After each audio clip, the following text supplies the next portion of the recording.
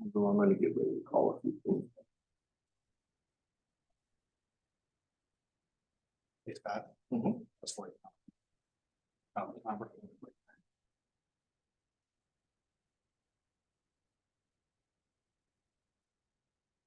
Okay, we'll go ahead and call to order the Tuesday, September 19th committee of the whole meeting. Clerk, would you please call the roll? Beck. Here. Wright. Present. Simon. Here. Petty. Here. Block. Here. Malaco. Here. Gustafson. Here. Is there a motion to approve the minutes from the 18th committee of the whole meeting? So moved. Second. Motion by trustee Simon, second by trustee Clock. Any questions or discussion? Clerk, would you call the roll? Babcock. Yes. Petty. Yes. Block. Yes. Wright. Yes. Malaco. Yes. Simon. Yes. Public comment. Does anyone present wish to speak or? Doesn't. I think we have many online present, so. If there's no public comment, we'll move into new business. Tonight, item 5.1, discussion and recommendation to the board for approval of a map amendment from the R1 single family residential district to the CR commercial retail district for a property known as 10915 Main Street. That's just up the road here. I will share my screen again. This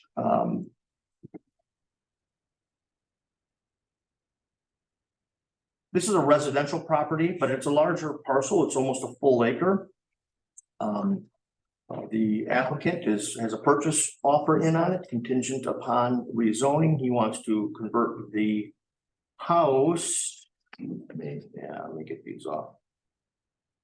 All right. He wants to convert the home. I'm sorry. That's weird. Share screen. Share.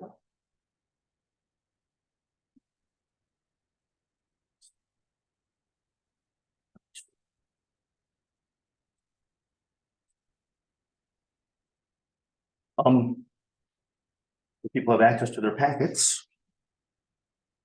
You have the, so this was at ZBA. I'll keep trying. This was at the zoning board of appeals just this past Wednesday already. Again, this is a parcel up the street. The applicant wants to open an American Family Insurance office. There is excess land. He's asking that it be zoned commercial retail, both to operate his office, but also to potentially develop a retail facility on the excess land at a date in the future. Small strip mall. Exactly right. Yeah, I was. that's exactly right. There we go.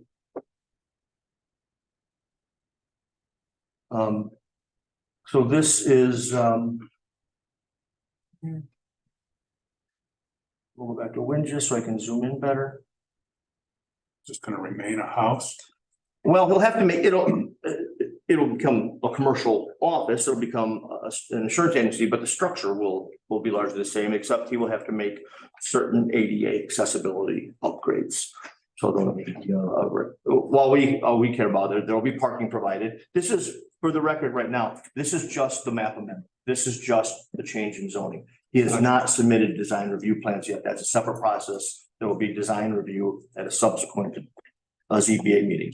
But we understand that the project will require parking, probably not more than 5 stalls, 4 or 5 stalls based on the square footage of the business.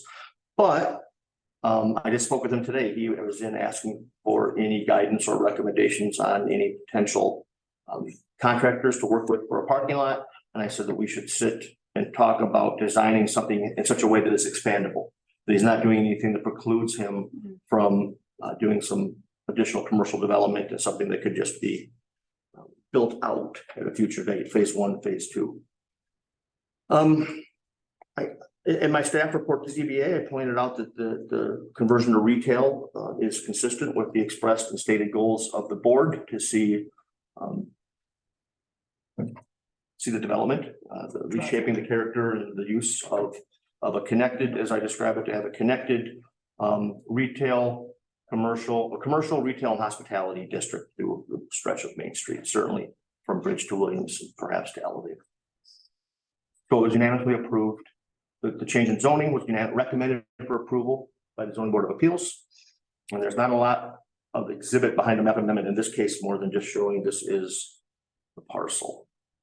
It is currently zoned R1, but it has some commercial retail to the north of it. It has light industrial across the street in the form of Main Street cabinetry.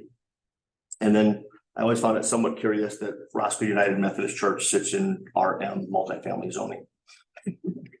Wow. Yeah. Any questions? Which one is it in the color up there? It's the parcel that's outlined in white is the property we're talking about right here. Near the Myers by the, Scott, what about the lots behind it? How are they connected? How does that work? I mean, it looks like is there any street access to those? There is not, that is a vacated, it's an old right of way for an alley that's been vacated, so everyone's property lines come to the midpoint of the old alley. We have a lot of those. Don't we? Yes, well, unfortunately, what we have even more of is right of ways that aren't vacated, and that's another topic for a future. I think we have more. I don't want to use the term liability necessarily, but we have more property out there that in some way, shape, or form we could be potentially responsible for. So those lots behind it that are residential, right? They are indeed. So Well, but they are currently undeveloped. I mean, this home here, it's one big parcel. This house to the south that fronts Chestnut owns the land all the way up and around this big L-shaped parcel. And this, so really on that whole quarter block, there are 3 properties at this point. The small little one here in the corner, the subject parcel that we're talking about contemplating tonight, which fronts Main Street. Now to the north here, this is still public right of way. So this big opening through here is public right of way.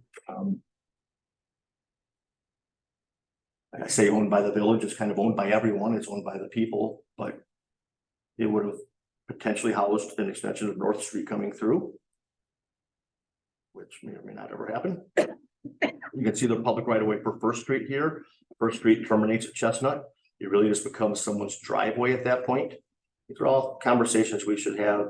Opinions have historically varied over whether we should vacate these and turn the property back over to the adjacent private landholders. But there are no homes directly adjacent to or sharing that rear property line. Along. That individual owns those lots, though? That's correct. Well, which individual? No. The one that you said that house. that Yes, owns- this house on Chestnut owns all has, those properties. that's right. It's just one lot. It's just one lot. It just looked like. It looks like You four. see the old lines? Yeah. So it's okay. Well, I can't write on this. You know what, I can go old fashioned way with a measuring tool here from Wingis. And show you, I'll do the area.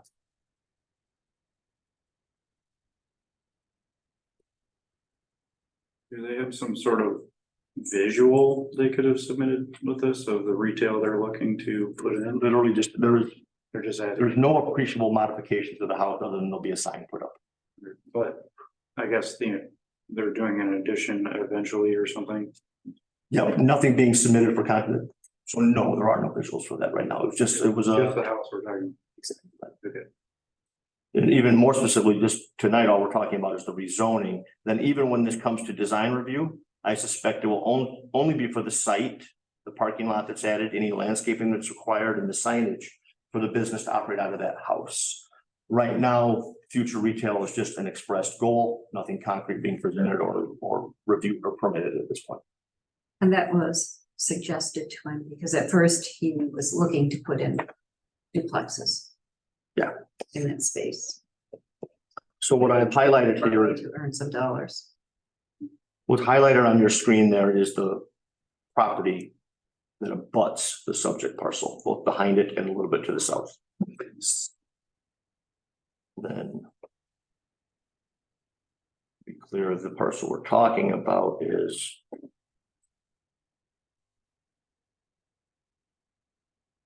this piece. So that house owned that land as well. Pardon? When he bought the house, it included that land? Yes. Oh, wow. Yeah, that is one parcel.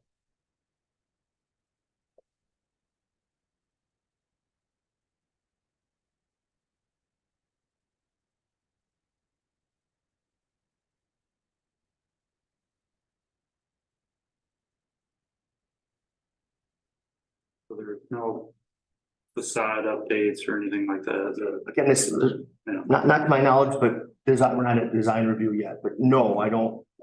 No facade updates have been mentioned yet. And so I'm not expecting it. House is not in bad condition. I think that he's, like I said, we'll have to provide an accessible entrance to the building, so that probably means building a ramp of some kind, and there'll be a parking lot. Commercial will require a certain amount of landscaping. I haven't taken a close look at I don't think there's much at the house, but now that it's commercial, I believe there's some both parking lot and building foundation landscaping that would be required. And that will be submitted as part of his design review process. You'd also talked about a porch or something going to be moved. Go to street view for you on this. He had some general concept of what he wanted it to look like. That's currently the home. I think he was referring to that bump out in the front. He had described it as being inadequate or leaning or substandard or something of that nature, so he was looking to. Or at least at that time when he came in. Thought he was going to remove that. Yes, I know this isn't design review, but I would like to know what he wants to do with it, because I don't know that we're trying to create a downtown. We've all talked about that for a long time.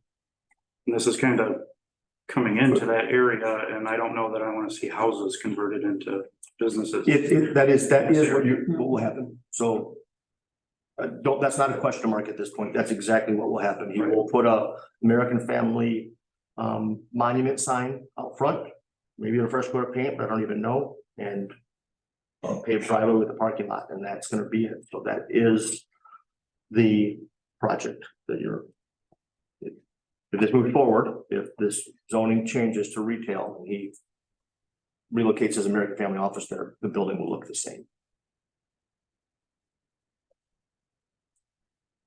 It would seem like that house and the other house would be a good contiguous space, but until we talk about our Main Street meeting and early, and I guess we missed the ball by not even.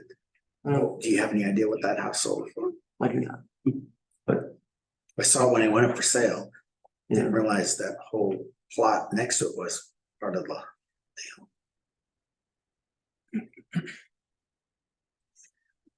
Well, there's just, south of that, an insurance agency, that new one sends. Yeah, And then I asked a question when I was at the ZBA. Well, so we're gonna have 2 American Family agents on Main Street. And Scott wasn't at liberty to talk about. I don't know, I mean, you're asking again now in another meeting, so my understanding is that the other State Farm agent that she's referring to is the Melody Brogy agency on the corner. And my understanding is that she is in the process of selling that. And that business will no longer be occupying that building as of December 31st.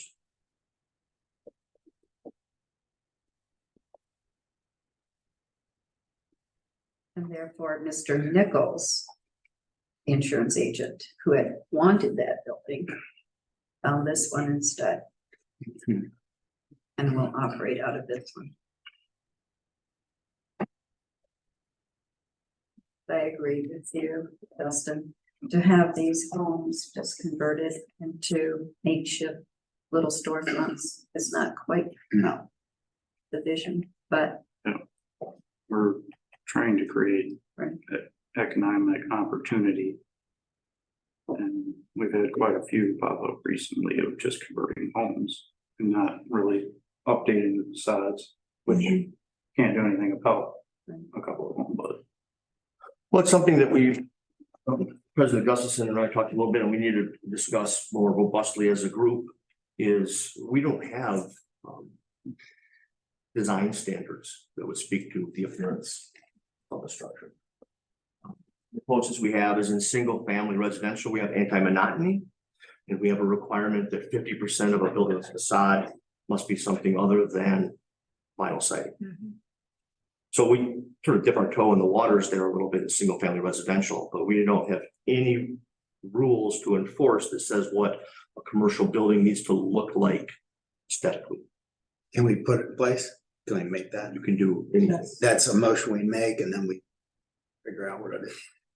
No, we cannot enforce rules that don't exist yet, so it would have to be adopting design standards and saying do what to. I'm in a motion to create design standards, so Pardon? a motion to create the Would be design. the first step. That's what I'm saying.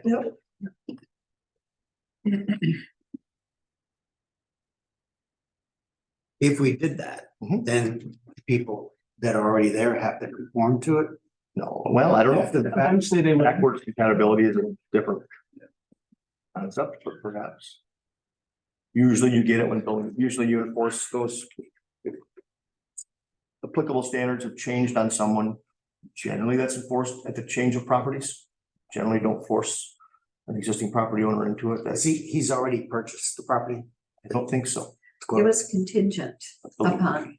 I mean, I guess I'm wouldn't not it gonna answer be that. wise for us to advise them what we're considering here, so he would have a idea in advance that it might not be good long-term for him? He won't agree with you. I mean, he has been advised, he understands the vision. Of course, if he's bringing this forward, Yeah. it's something that he's proud of. He Sure. sees occupying that building as a positive addition to the Main Street. I guess I want to make it clear, I see that too, I just don't know that if it's gonna stay looking exactly the way it is.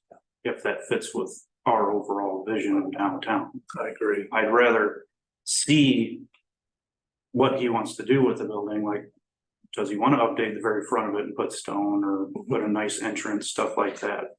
Might have no problem probably voting in favor of that, but if it's just gonna stay vinyl siding and just look like a house. Yeah. With a business, that's. I agree with Justin. What can we do? Is there anything we can do since there's no design standard? You could deny the map amendment and the project dies. Okay.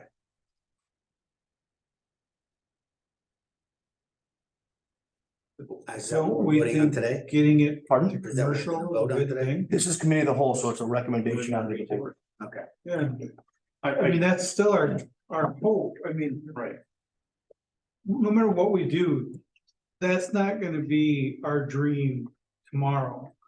But this is the first step. If we can convert this and at least get the zoning right. Let's face it, none of these little insurance companies last very long around in town. Eventually, it's gonna change into something else, and now it's zoned what we want it. If we deny it zoning, it's gonna stay residential, and then it's gonna be a fight down the road. So what we really should be just thinking is, this is the first step. Yes, it's not maybe what we want it to look like today. But this is our first step of getting what we envision Main Street someday becoming. So I would be hesitant of just denying it, thinking we're gonna get our vision tomorrow, because that's not gonna happen. I think we should take this as a first step of, let's zone it. Yes, we know it's not gonna be the most beautiful thing, and yes, Roscoe is not gonna be a destination for just insurance companies, because that seems like all we have right now, but it does get us to our first step, and we can put things in place so that we can build on that. So that would be my suggestion, that we take this in steps, knowing we're not gonna get it all tomorrow anyways. And I think fighting it later to get it from residential to commercial, it could be a fight. Somebody buys that as a house and they could live there for 80 years. I will say that I think if we look around, and we should research precedent elsewhere, but I think you'll find in old communities that have a converted or resurrected downtown Main Street, I think you'll find a lot of conversion like this. You can go up and down streets in Door County and see lovely shops that occupy former homes. I think it's a first step, and that's what we need to be taking it as, or looking at it as. Yeah, I think you have a good point. I think if there's some way that we can create design standards though, quickly. Yes. So we can start enforcing that whatever they turn into are charming places. Instead of just I would argue maybe land, an appropriate landscape plan will help. That's a step, but this will look like, even with some facade treatment changes, it's architecturally gonna be the same house. I think it's horribly objectionable, but it's not the perfect vision of, the brick, period brick buildings with shops down below and lofts up above, perhaps. I think we should be realistic that it will largely look like this. It will look a little better with respect, it'll look more professional, it'll look more commercial. I think a paved driveway and landscaping, and we'll hold them to a high standard on their signage. He indicated a desire to do a very nice sign. Apparently, American You know what Family we could do? assists with that. I think we could do, like say says. But what we do is we subsidize to build a facade, so it looks like a Wild West saloon. Like that, so we at least put something out there that gives us some character, Because, you go down the highway, you see the biggest store. You had me. You had me and you lost me. Wow, that's We can invite him here to explain what he has a vision for. We just, Hey Scott, is this something that would be good to do a PUD, a single property PUD type of a thing? So we sort of control, we have it all together with here's where the sign's gonna be, here's where the driveway's gonna be, the paved, the parking. It's not gonna change the house, obviously, but at least that way you're sort of establishing it ahead of time, so it sort of gets that more. I guess I don't see what makes this unique from any other commercial development that came forward asking for Doesn't have to be unique or different. I mean, it doesn't have to be special. I mean, a PUD could just PUD, but it puts all those all the elements together in one spot. So we sort of, here's the plan for this property, so we're a cohesive plan. Sure. I mean, if the question is, where the sign's gonna be or where the driveway's gonna be, if that's some of the concern. perhaps It's not- either that, which starts everything over and sends them back to a whole new process with the zoning board of appeals and resets this by 6 weeks at least, or an option if you wanted to contemplate it, if you feel you need to see a more developed vision of the property, lay it over and request that for the next meeting, I guess. could we I would see see it by that- the next board meeting? Cause this. I can't answer that. I would see that it would be an advantage to him, because if he does something that's a good interest of the village, it's gonna be a good interest for his value of the property is gonna go up. Instead of just moving into the house, hanging a sign out there. You've met with him already? I have I a mean, to me, question. that's a though. fair approach. Did he not, when he first approached, say that his purchase of this was going to be conditional on getting zoning that he wanted? So I don't know if he's closed on it yet. And if he hasn't closed on it and you establish this PUD or you delay it by X number of weeks, you run the risk of what Stacy pointed out, that he backs out of this, someone else buys it and is content with it to be residential as opposed to. Well, maybe that's, even though I think it's a little bit far out from what my idea of Main Street is, but if you do that, then maybe it's a property, we figure out what the price of it is, and that might be, since it has that adjacent land attached, it might be one we consider. Even though, no, I know soon that might be an objection to, more money spent on Main Street, but it might be an idea that we acquire that property then. If it goes back in the market, if he doesn't close on it. But I don't know that we know the price of what it was for sale for. But to me, it's more attractive since it has the land that's contiguous with it, especially the land behind it. You put all that together and all of a sudden you've got a big space there. I think we need to figure out if we want to put ourselves in a position where the village is becoming a competitor to private development. Well, the other thing is that we want to send a message that we want business here, right? I mean, if you start setting precedent saying, well, we don't like this, we start, really, it sends a message that we're not willing to work with people. And I think though that Justin and Stacy and I have all been clear that we're not opposed to the business, but we'd like to have some character around it, that it becomes part of the vision, what's attractive to come here. Versus just throwing up a sign in front of the house. That's why I said, if you put a facade in front of it, make it, have some character, all of a sudden, keep the house, but just at the front of it looks good. You're also opening up that other side of the lot for potential development as well, which would be new construction, right? And that, so to me, I think that's good. Tonight's just the zoning anyways. We can still work on all this other stuff. And try and get that plan going. You could tell them that we need to see it prior to a final vote by the board as well. So you have to put it together. You have to bring something forward and show a plan for, it's 2 weeks to pull it together, but I'd like to make that a motion to send it to the board. Second, okay, so I'm gonna, with clerk, let's say this is a motion to recommend approval of the board with the request to provide site development plans. Plans. yes. It doesn't have to be obviously final detail, but we would like to see some kind of. Give us a picture. Yeah, His vision. conceptual idea, a vision idea of. These are good. These are requests that need to come from you guys. As staff, I can only enforce the rules we have in place. And so I'm uncomfortable dictating. So this is the appropriate way. Yeah, I think you send the message, that I think is a good approach, send the message. Bring us something, we're supportive generally of the idea, but we would just want him to share the idea that we have of making something that's attractive to downtown. Very good. We have a motion and a second. Any further discussion? Clerk, will you call the roll? Simon, Yes. Malaco, Yes, Block, Yes. Babcock, Yes. Wright, Yes. Teddy. Yes, Thank you very much.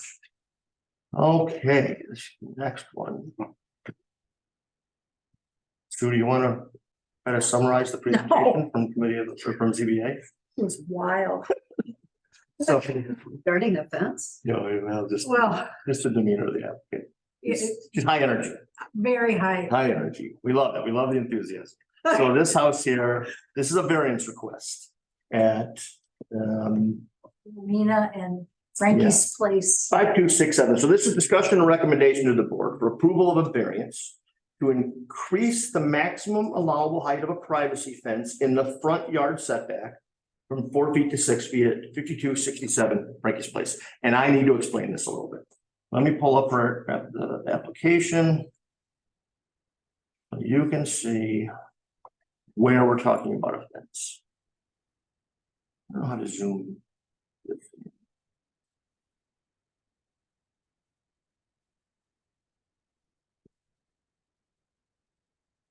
Is that, people can see that. So I'll come back to this. I'll bounce back and forth between Wingis and that. So here's the house. This is a unique house. So that's one of the things we talked about. We had our tutorial on variance requests, and some of the conditions that we bring up are, does compliance with ordinance create a hardship? And are the conditions upon which the variance is requested unique? This house is very unique in Roscoe in that it has 3 front yard setbacks. Frankie's Lane is what would be considered the traditional front yard. That's the way the house is faced, oriented. You have Rowena, which bends around, that's mislabeled river there. It's still Rowena at that point. So you have Rowena Street frontage, and then you have River Street frontage to the south. You also are essentially adjacent to North Second Street, right?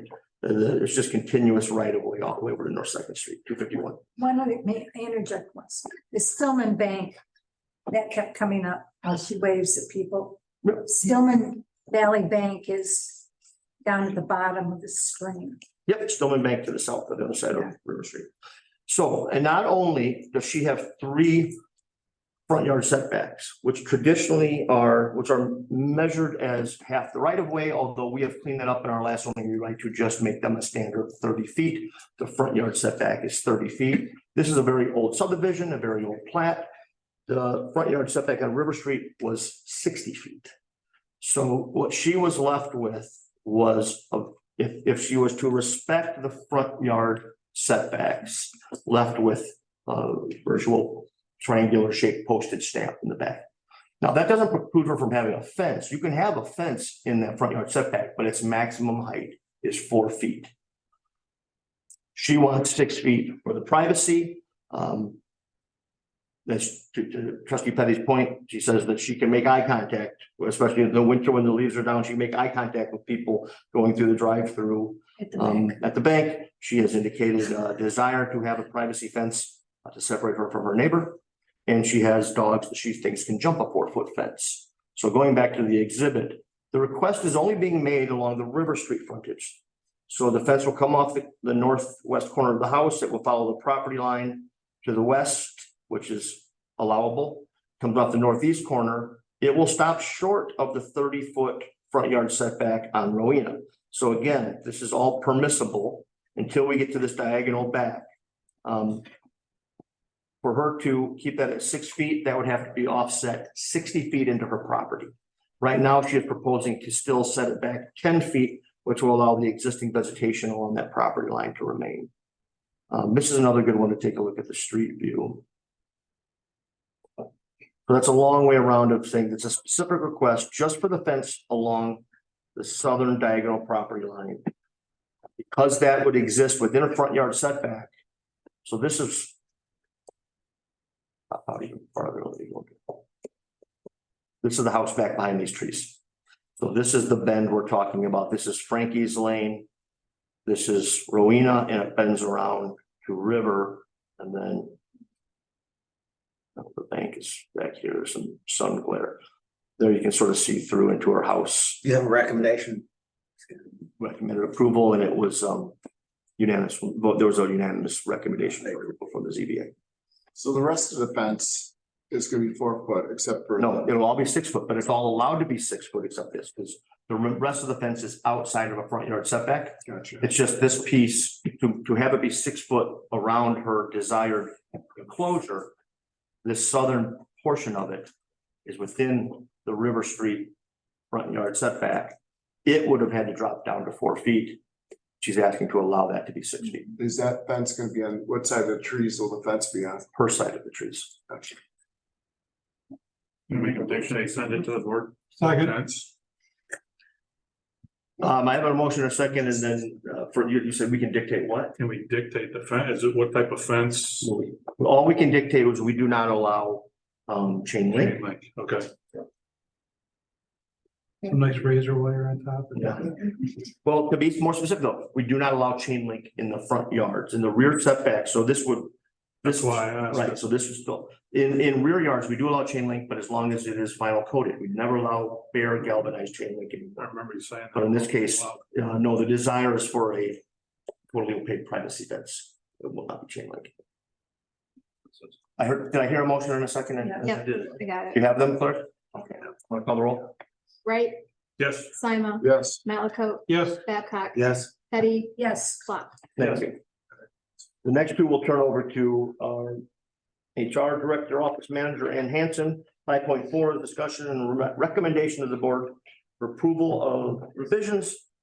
The policy handbook relative to sick leave.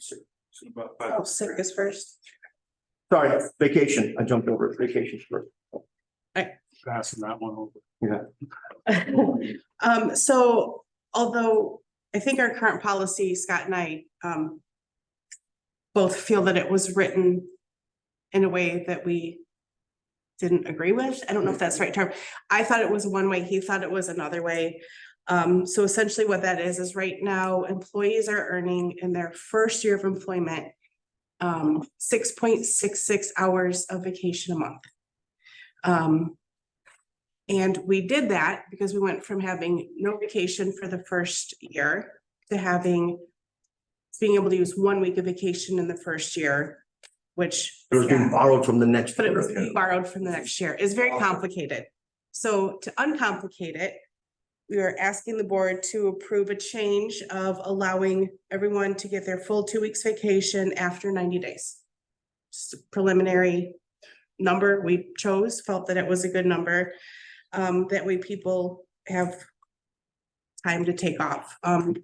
Part of the reason we need to do this is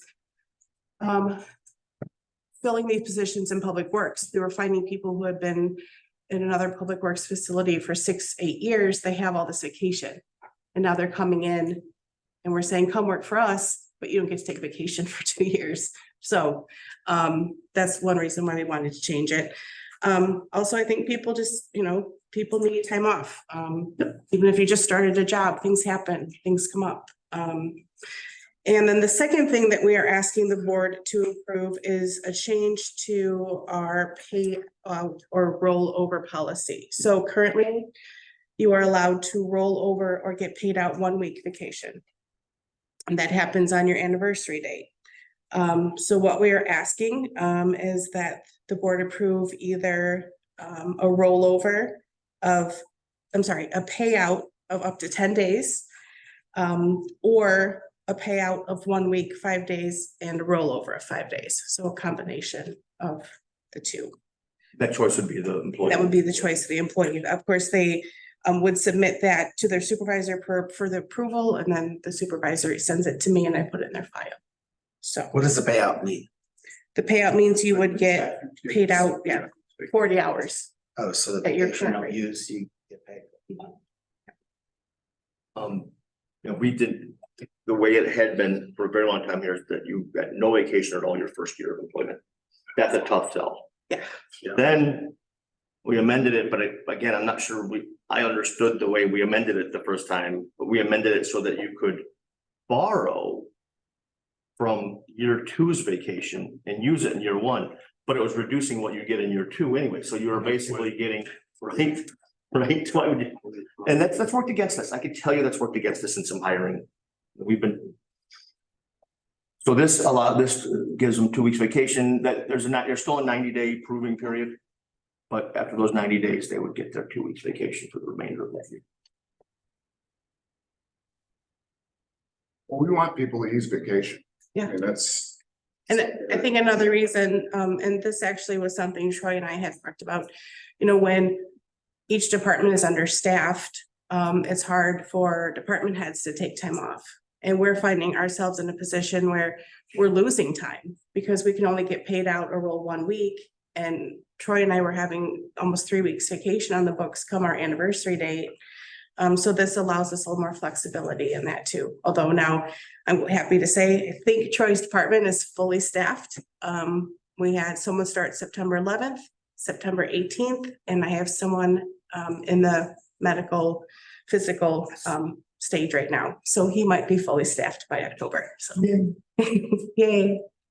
Do we have any outstanding recs or any other positions? Not in public works, only in the police department right now. How often do we roll over? Is it a common payout? It is common for people who have been here for more than 5 years. It's hard for people to use 3-4 weeks vacation. You'd like them to though. Yes, you would. I agree with that. Okay, so that is item 5.3. Is there any further questions or a recommendation to the board? Motion approved. Second, Can we do it? Do we need to do a retroactive date for the new hires?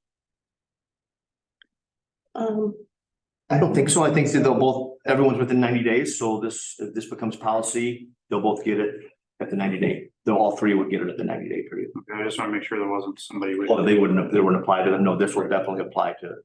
Everybody this whole year. Correct. We're good. Yep. Thank you.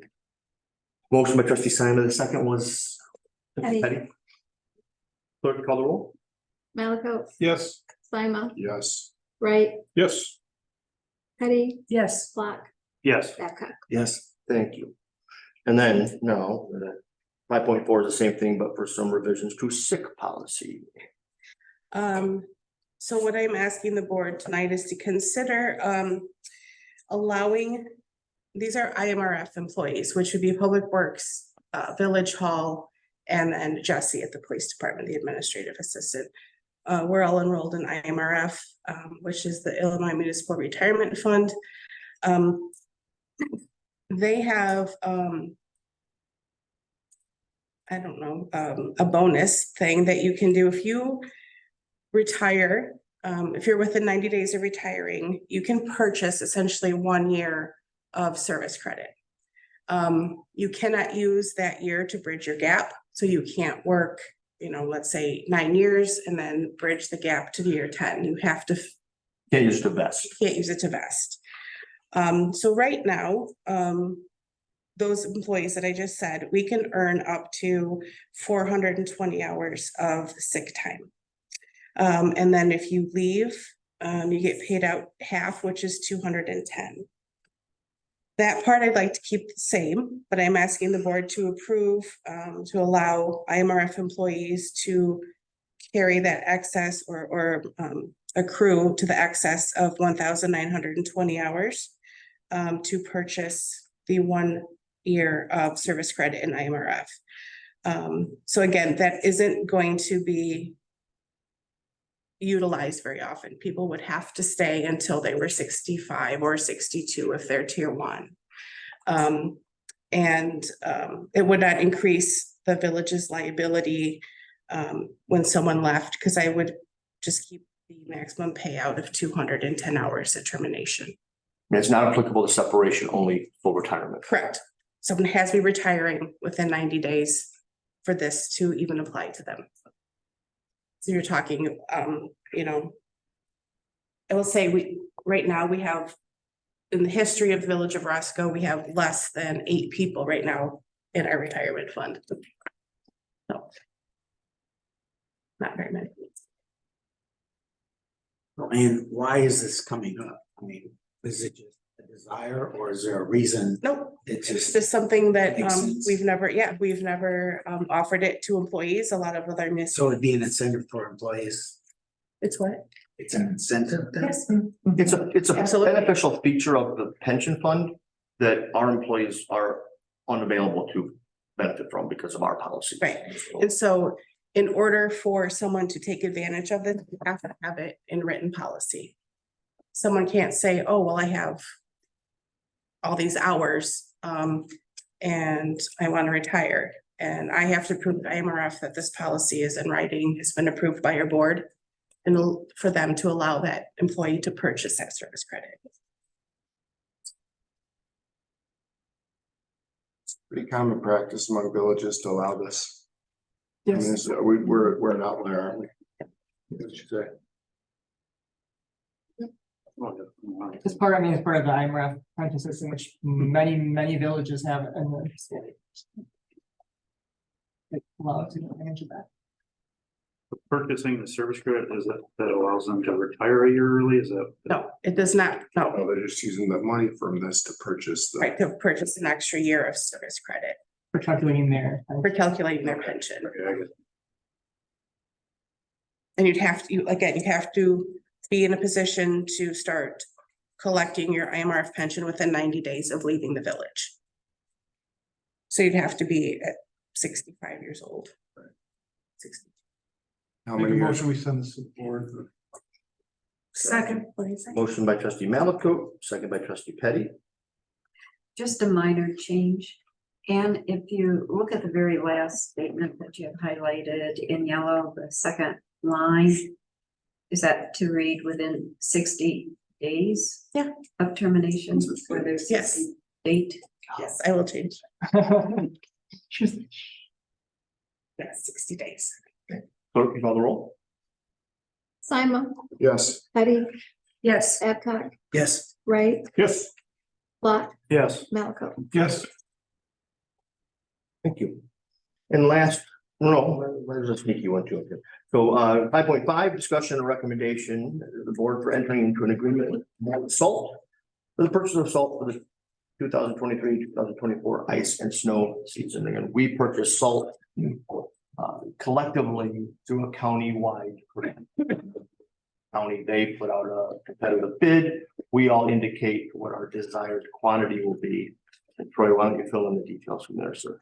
Yeah, I talked about this a little bit, and I think it was like the second meeting in May, just to explain a little bit to the trustees. Like Scott said, it's a co-op, there's 10 different municipalities.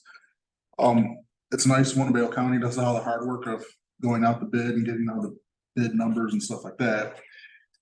And they usually, after every year, they take a vote of if we like them, if we had any problems, and Morton Salt, this is like, I think, our third year with them, they've been great. This is the only company that I've had so far that I can order salt, get it delivered, and get billed all in the same day. It's pretty crazy, because sometimes it takes a long time. But anyway, we're asking for 1,800 tons of salt. On the popcorn, good. 1,800 tons of salt. What's nice about with Morton is not a lot of municipalities don't get treated salt, which are treated salt. It's a calcium chloride mix. It helps to go below. I usually try to put it after under 0 degrees. This helps burn salt or the snow and the ice, and it doesn't refreeze. And they let us use the 1,800 tons that we can order how much we want of the regular or the treated. Last year, it's usually kind of probably like a 70-30, mix or whatever. It's mostly regular salt that we use. And we have to, with that contract, we have to use 80%, which is 1,440 tons, and we usually use around 1,600 tons, something like that, 1,500 tons.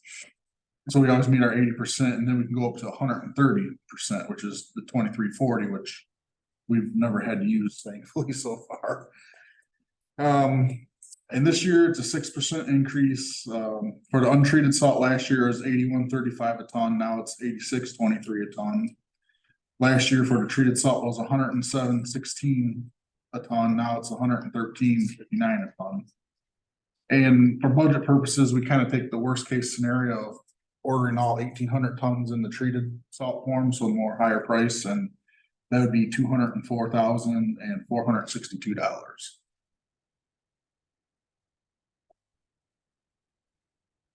Fill the bin at the end of the year, right? Pardon? You fill your bin at the end of the year, right? Yes, yep. So it's full now. So we could, yep, and fill it up with a cheaper price. Yeah. And that contract goes through May 31st of 23.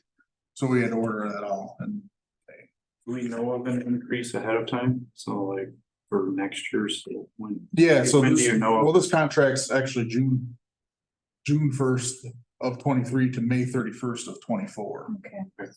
So you know until June. No, this is the 6% increase is for this year's salt. I'm just thinking of next, like Oh, next no, year. for next year? No, Yeah, you know of future increases they usually in June or in May. A little bit. at the end of the year or whatever. Yeah, they asked us Their to do fiscal year. it. Do we pay this all at one time? No, it's whenever we order it. When will they deliver? Yep, they deliver it and then they send An tickets invoice? in the mail. And Morton, actually, I know not last year, but the year before, it was a really luckily easy winter, and some places you had to pay for the salt and you either had to find a place to dump it, store it or whatever, but they actually let a lot of municipalities store it at their facility, which I thought was pretty nice. That's in that morning contract, which is what we saw. Just for the record, as you referenced, the untreated price is 86.23 a ton. The treated has gone up to 113.59. The way we budgeted it, and again, he does about a 70-30 split. We budgeted 1,800 tons at $103. We sort of picked a number that we thought might split the gap in there somewhere. So I think that the $185,000 appropriated for salt purchase holds good and will have us more than covered, even at these prices. And if you have a mild winter, don't take delivery. We have to buy 80%. Yeah, But not the other 20. yeah, exactly right. Motion we send to the board. Yes. Second. Motion trustee Roscoe. Second trustee Klein.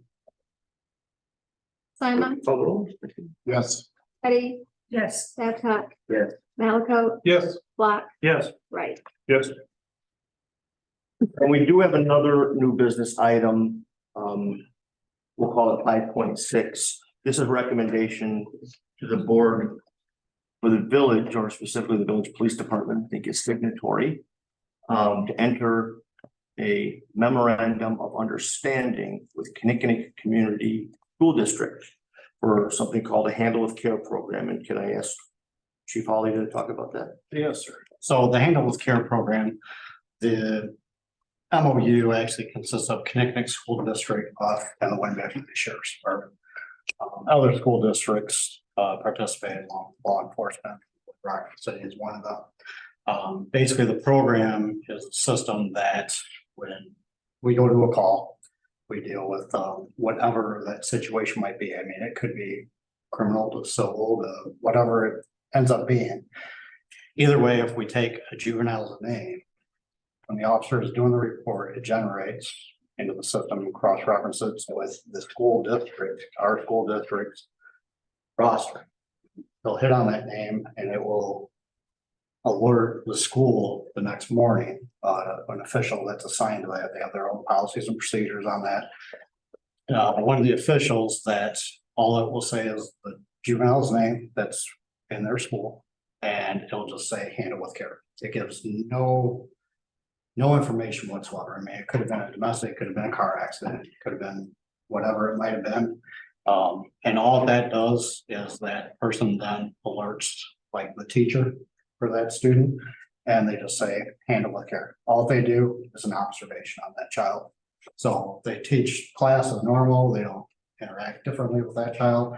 All it does is alert the school and that teacher that, hey, there was some interaction with law enforcement last night, whatever, to the extent that was, could have been nothing. But that child's name was listed in the report, there's some form. And just have an extra, 2 or 5 a week. observation on that kid for the next day or two. And if something is happening, it just allows them then to alert counseling or something like that, to just, get them a little bit quicker involved maybe. Because there's an issue there with something. So that's about the gist of it. And this is just the memorandum understanding, just so we go to the agreement. We have an existing agreement, right? It's a renewal for an agreement.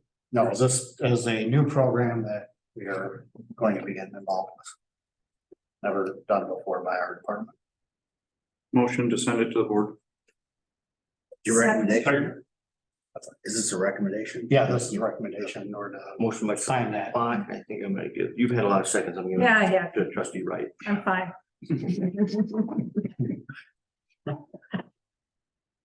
To be on the Clerk, call the roll, please. Right, Yes. Teddy, Yes. Block, Yes. Sima, Yes. Malaco, Yes, Babcock. Yes. Thank you, Chief. Any old business? Yes.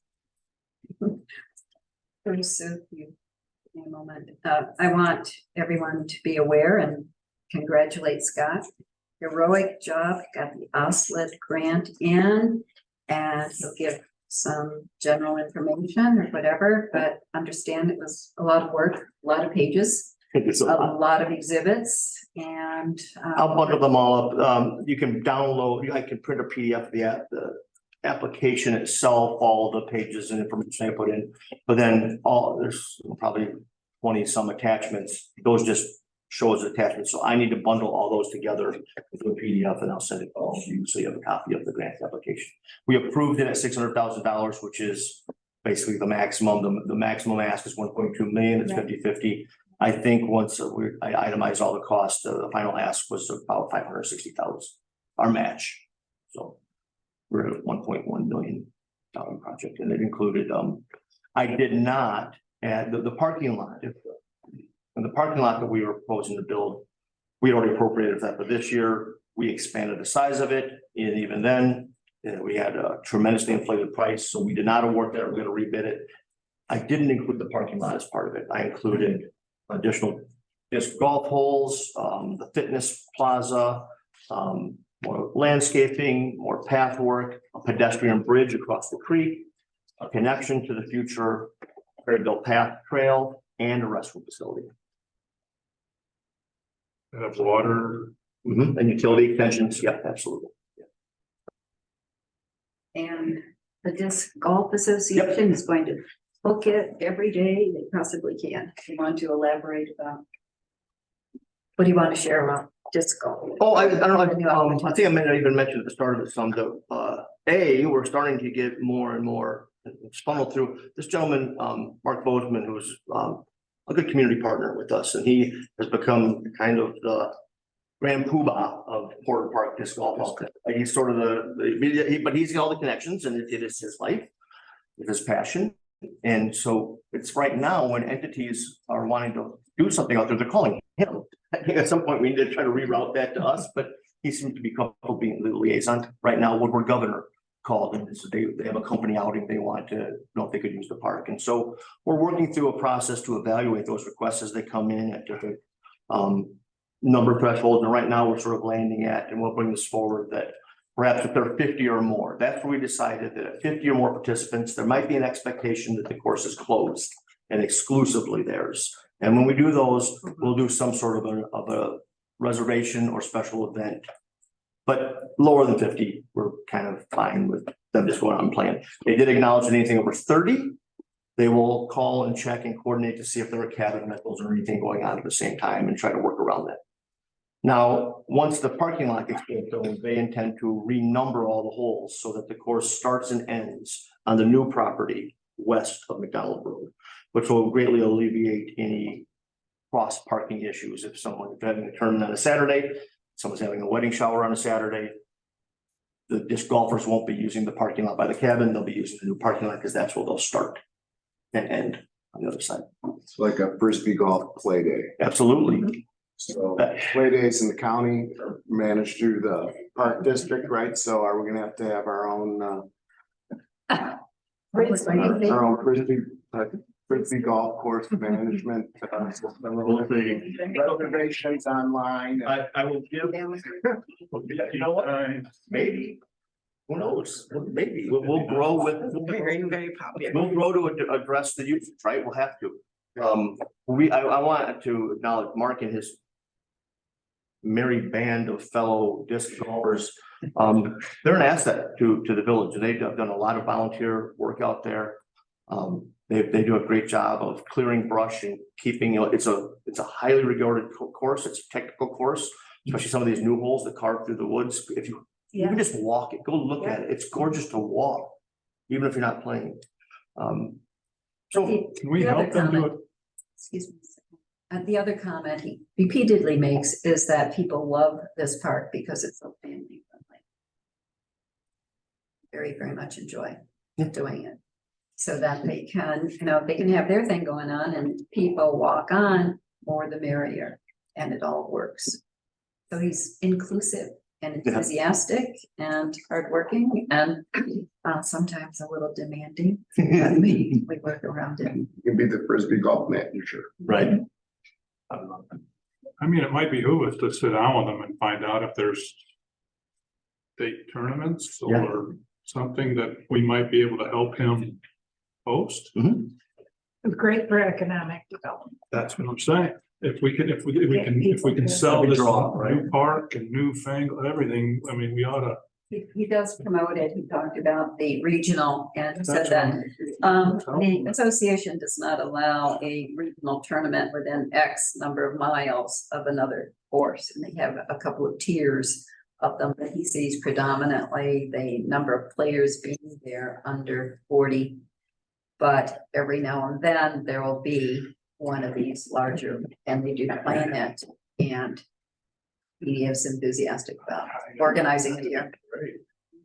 Just a reminder to all as well that the Perryville path, I know I probably say this before, but the Perryville path, extends from south side of Rockford, south of Rockford, winding through Rockford, Wichita Park, Love Park, unincorporated Winnebago County, and now into Roscoe. It is under construction up to this little stub of Willowbrook Lane right here. Willowbrook Lane is, half a mile south of the roundabout intersection of Swanson and Perryville. But then they're going to extend, it is funded now through an ITEP grant to go from that Willowbrook Lane up through the roundabout, through this Willowbrook Road right of way, north of the roundabout intersection, utilizing this existing bridge that's in there. It's never been used. And that's going to be it. It's going to stop there. It's going to stop there for the foreseeable future because they're going to run out of right of way for a while. Eventually, they want to get to Belvedere Road and to the Stonebridge Trail. That is the ultimate goal. But for a while, our new triangle, Porter Park Phase 2, as they call it through the grant, is the northern trailhead of this entire system.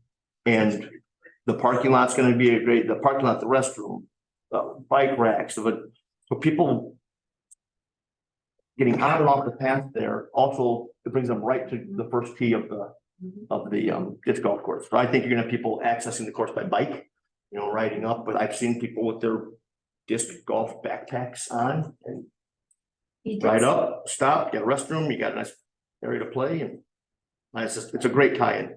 And trust me, we sold that aspect of regional connectivity in the application. Did he not say that he sees 80 as a maximum capacity there? And 2 to 2.5 hours to play the course. So he said what people will do is they'll do one round, then go to local restaurant for lunch and go back and play it again. It's a nice day. That's what we want. It's important for us to finish our bike path then, Extend McDonald Road down to, I don't because disagree. that will bring them right to downtown. Roscoe. Yes, all the more important now. And what Justin is referring to is that we have a trail on McDonald Road that connects to Main Street, so it connects to all of the Main Street trail system. We'll bring you right here to our building if you wanted and beyond. And it currently stops at Ramblay Ridge. It just, unceremoniously stops at that intersection there. And this is one I've mentioned it a couple different times. We did once pursue a joint application with the county for an ITEP application. Again, it was when they were trying to extend Perryville Path, and we were gonna do this to meet it. But even in doing conceptual diagrams and cost estimates, it becomes very clear. It's difficult, near impossible for us to build the path along McDonald and comply with all applicable federal design standards. And if we did, it would certainly drive the cost of the project. I suspect, and we can look at it jointly with Fairground, but I suspect that if we're going to advance McDonald Road, it's something we will probably self-fund and not pursue grant assistance just for what it will do to the project. Okay. That will be brought up in a budget. Sure. There's already talks about some running races along that, when that opens up. Oh, yeah. Thank you for selling it. Just saying, I'm the one doing it, so yeah. It's open. Do we have any public comment? Oh, wait a minute. Oh, I had just a couple oh, sorry. questions. First of all, one of the questions was the parking lot, and you answered that. It's on hold, gonna go back out. You had worked on some designs for that parking lot, had you not? Shortly was there, yeah, Yeah. absolutely, yeah, So that's all saved in a computer yes. somewhere. absolutely. I know he'd been down to your offices, Yep. so that's. Flags for the bridge, have they been ordered? If not, but look what I was doing today. Oh, so you didn't forget about us? No. I Okay. was just thinking of today, so I'll probably order them, well, I'd you know what I hope- do? I'd hope to see, Unless I see something that really blows, because I'm gonna go into Mid-Am on Thursday, not Mid-Am. That's my own path. IML. Mid-Am is a horticultural conference, IML. Mid-Am was a big horticultural trade show thing, but, unless there's a vendor there that really jumps out as something new and exciting and crazy, you'll just order these at the end of the week, early next week. these flags are decorative flags for this bridge right out here. There are 4 period light poles on either end of the concrete railings of the bridge, and you need to get new brackets Fall, Well, I think- Christmas, and then order. Well, I think we'll just do 3. I think because we do the Christmas lights. Yeah. We'll do spring, summer, fall with flags Yeah. and just have the lights for Christmas. that's fine. Perfect. And Troy, I've asked about this, the fence for public works. When, So, are you referring to the fence to the building addition or the parking lot fence that's south of the police garage? Okay, so the building addition one, we're still working through that final project closeout with the contractor. We actually had a meeting with their owner, superintendent and their project manager today to try to get that project closed out. So. Where is that one, Rick? That's up at the northern. So, yeah, that will be north of the new man door, actually. Okay. that would prevent people from getting. Getting back back. behind the building, yep, so we talked to Joe about this a little bit, so because it is an active construction site. You know, we don't, well, one, we don't wanna be working on that site while the contractor is still actively under construction. But two, really, if we're gonna be doing, we're gonna be doing that work separately, so we wanna get that completely closed out. Not install anything at this point, which might hinder, hinder people from getting in there. How many linear feet we talking about? It's like 6 feet Oh, between, golly. or no, 10 feet. Yeah, it's like 10 feet. So So I do one It's right there. virtually nothing, but Yeah. the thing is, kids can get back there. Of course, the softball season's almost over with now, but You'll do this yourself? Yeah. Yeah, okay. I asked a fence question while you're talking about this, the one in the front. Why didn't you take it all the way to the corner? I thought the whole point of doing the fence was to kind of hide the PD's area. The corner of it is still chain link. Corner. The northwest corner or south, I guess it'd be southwest if you're in the middle of that. I guess, I'm not sure. I think So it kind of, it's like 2 feet of it. oh, really? Yeah. It doesn't go all the way to the corner for some reason. So this, Yeah, what I just drew now is what I understand the fencing to be, Yes. but so. Are you So where you very first started, your little cursor there, Yeah. about 2 feet of the chain link fence isn't covered. Yeah, I will have to look at that. The evidence there. I don't know, maybe it's not our fence, maybe it's, I don't know if there's two or not. Yeah, there might be. The other property. I'll have to look. I think you're talking about to the, cause ours stops and then it goes north, and then I think they have one that goes to their building, is it Petrie? The Petrie building Yeah. next door, so yeah, that. You can take a look at it, make Yeah, sure it's yeah, we can look ours, at I it. guess. Yeah. If I drive fast, I'm like. Oh, maybe it's not ours. Yep, they look.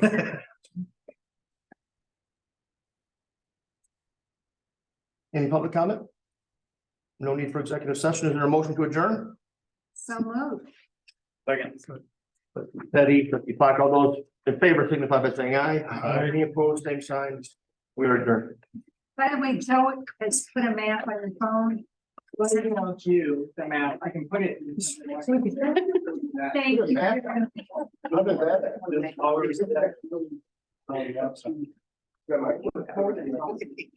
I will, I don't. I know.